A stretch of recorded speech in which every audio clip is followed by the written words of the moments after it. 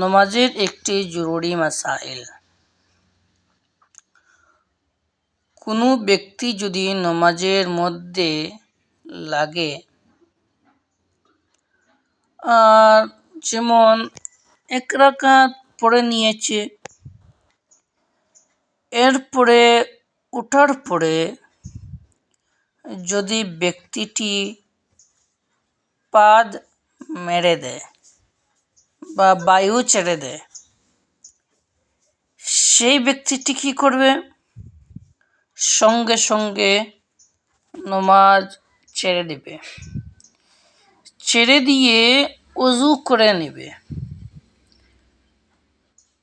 ওযু করার সময়, যাওয়ার সময় কাহারো সাথে মারতে পারবে না, কথা বলতে পারবে না।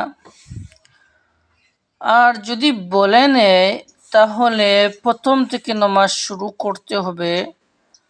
আর যদি বলে না তাহলে যে এক রাকাত পড়ে গিয়েছিল সেই এক রাকাত আর পড়তে হবে না, ইমাম সাহেবের সঙ্গে নামাজ আদায় করে নিলেই চলবে।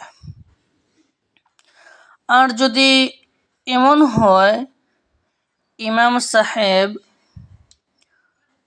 যেমন আরো 2 রাকাত নামাজ পড়ে নিয়েছেন, সেই সময় তুমি কি করবে? সেই সময় তুমি শুধু উঠে রুকু সেজদা এগুলো করবে। তুমি আলহামদু, এরপরে সূরা মিলানো এগুলো করতে হবে না। আজকের মাসআলা এতটুকু।